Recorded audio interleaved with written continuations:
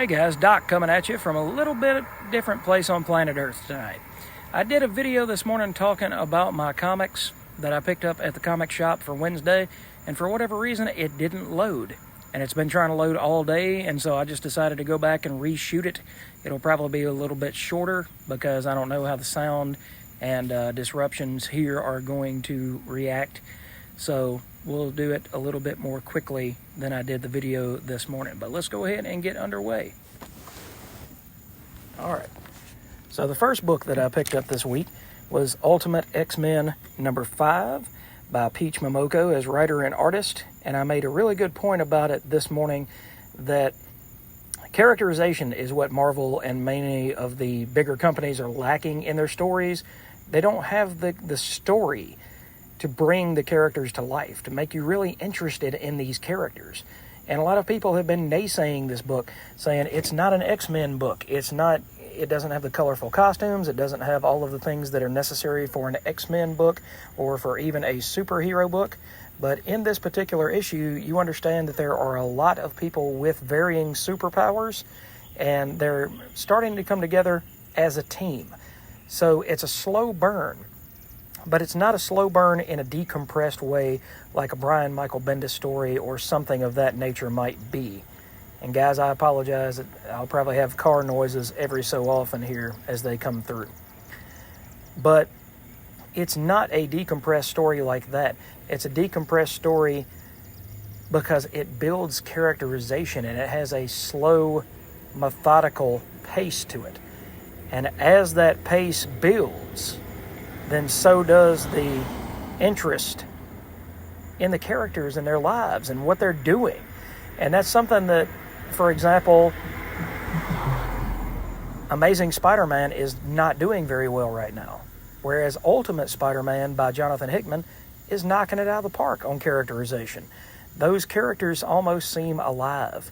They seem like somebody that you would want to go catch up with at the end of a long day, or that you might work with. So I personally think that Ultimate X-Men is doing that same thing. It's slowly world building towards something that is going to be absolutely magnificent if the payoff is actually what I think it's going to be. So the next book is The Walking Dead Deluxe issue 93, A Larger World, part 1 of 4. We just got introduced to the character of Jesus in the last issue, and now he's offering Rick and Alexandria a chance to come together with his particular group of people so that they can form one giant community. He's trying to give them a larger world, or at least a chance at a larger world. But Rick ends up capturing him and holding him and saying, I don't know whether to believe you or not. I don't know whether it's true what you're saying, or whether you're just another group of people out here to steal the things that we have built.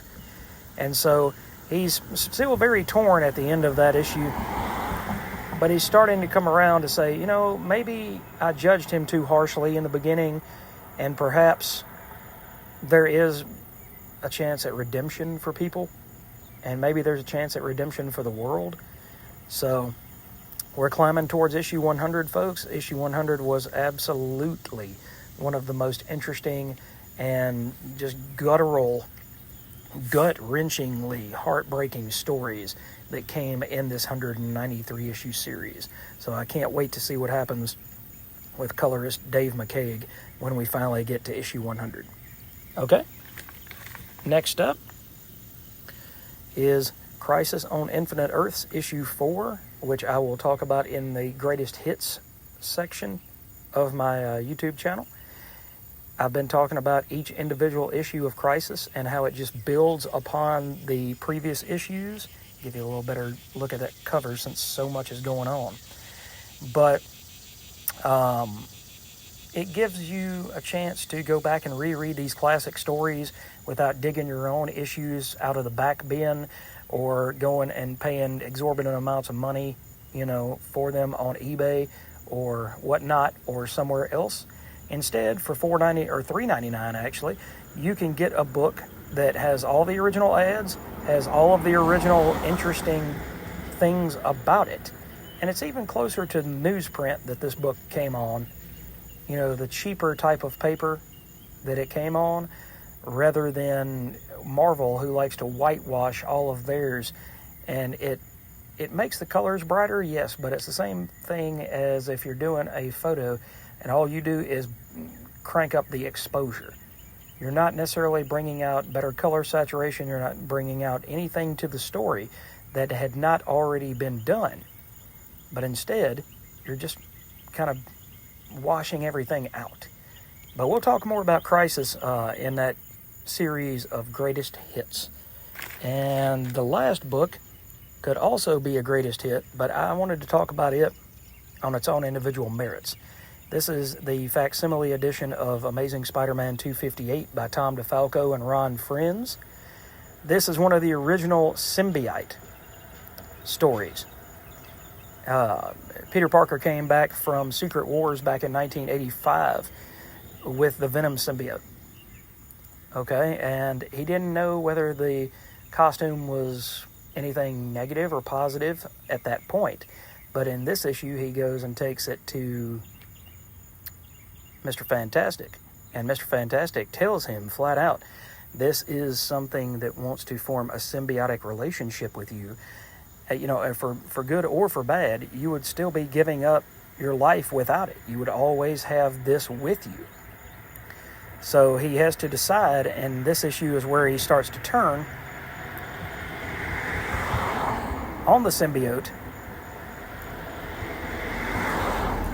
and say, you know, this is probably not what I want. This is not the area that I want to go down. There's also melodrama and dramatics between Black Cat and Mary Jane in this issue. Mary Jane, remember, had been written out of the title for quite a while, and she just came back in, I think, issue 242, 243, into Peter's life. So, to only have her back for, you know what, not quite a year and a half, maybe? And now you've got drama with Black Cat, and, you know, who's going to be with Peter? Who wants to be with Peter the most? So, that's what I was talking about with the Peach Momoko story with Ultimate X-Men earlier, is you build that sense of characterization. You make each of these characters so vitally important to the story. And that's where I think ASM has gone off the rails over the last few years, is characterization. All the characters in that title right now are paper thin. And I know that I'm in the minority, but I think that John Romita Jr.'s artwork is one of the greatest things about that title right now. Because even though his artwork is not what it was 20, 30 years ago when he was on Peter Parker and then Amazing, it's still, the storytelling is second to none. That's what everybody, no matter how badly you can knock JR for his characters and how they look sometimes, and kids with heads that are 3 times the size of their body and things like that, you can't knock his storytelling.